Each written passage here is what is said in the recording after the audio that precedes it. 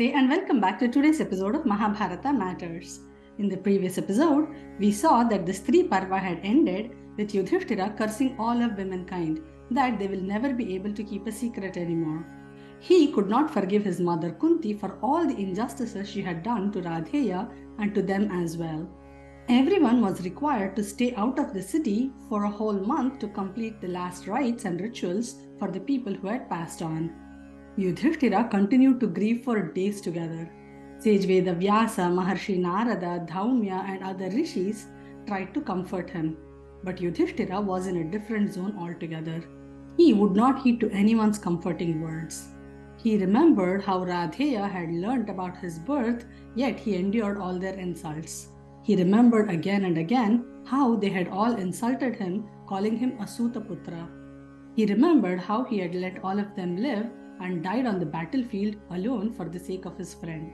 He remembered how Radheya had etched a name for himself on the battlefield all alone. Yudhiṣṭhira asked Narada to tell him more about his elder brother. Narada narrated to him how, after being abandoned in the river Ganges, the little baby was found by Athiratha, how Athiratha and Radha brought him up lovingly.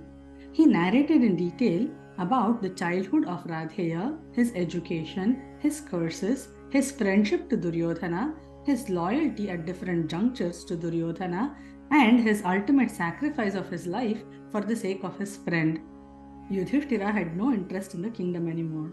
He was ready to retire to the forest and disappear into the oblivion. His brothers, Draupadi and everyone else, tried to comfort and convince him.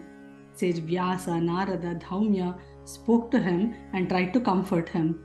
Vyasa spoke with him elaborately and reminded him that he was a king and he had his duties towards his subjects. He could not allow his personal sorrow to override his duties as a king.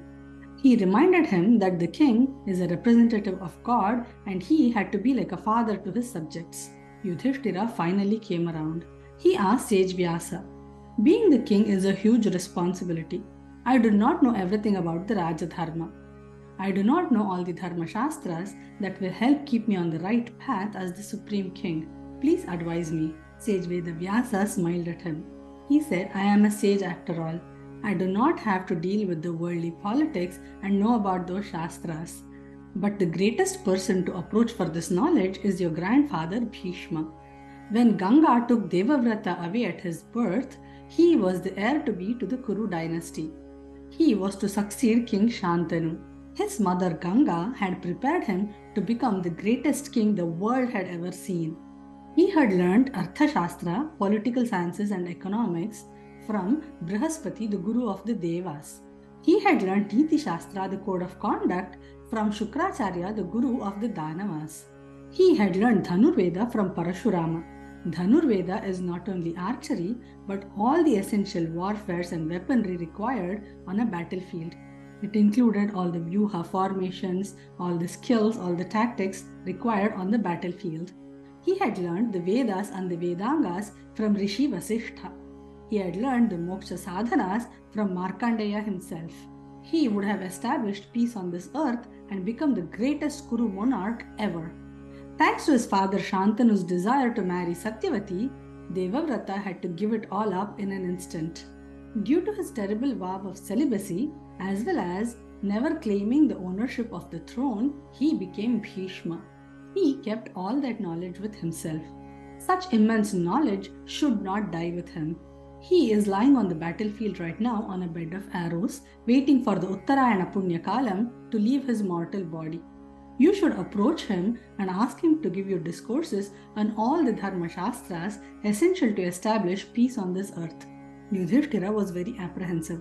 He did not have the courage to face his grandfather after the immense destruction the war had caused. Now Krishna comforted him. He said, "Bhishma is a very learned man. He knows this was all predestined and not your making." Heed to Sage Vyasa's words and approach Bhishma. You will acquire immense knowledge to rule the kingdom, which you will for many years to come. There is no one better than Bhishma to teach you how to become the greatest king on earth. A month had passed like this, talking to rishis and sages and performing all the last rites and rituals for the people who had deceased. Yudhiṣṭhira's mind was not restless anymore and had begun to calm down. His mind was finally at peace. Now it was time to establish that peace in the rest of the world as well. Hence, this Parva is called as Śānti Parva. In fact, Śānti Parva is the longest of all Parvas in the Mahabharata text. Yudhiṣṭhira had elaborate discussions of various Dharma Shastras with his grandfather Bhishma, uncle Vidura, and cousin Krishna in this Parva. So, what are our takeaways from the story? Absolving Pitrarana is essential. One may think we are performing the last rites and rituals for the benefit of the person who has passed on. But in reality, this time for grieving is more essential for the survivors actually. Our culture understood the psychology of people very well. Loss of a loved one can perturb people in a very unexpected manner. No one is invincible or eternal.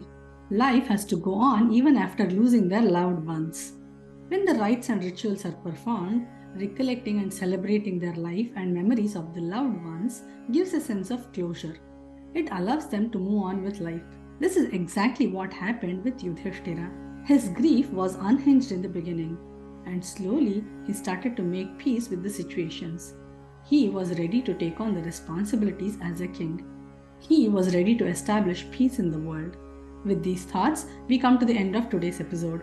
Remember, in this series we are discussing matters of Mahabharata because even today, Mahabharata matters. Hari Om!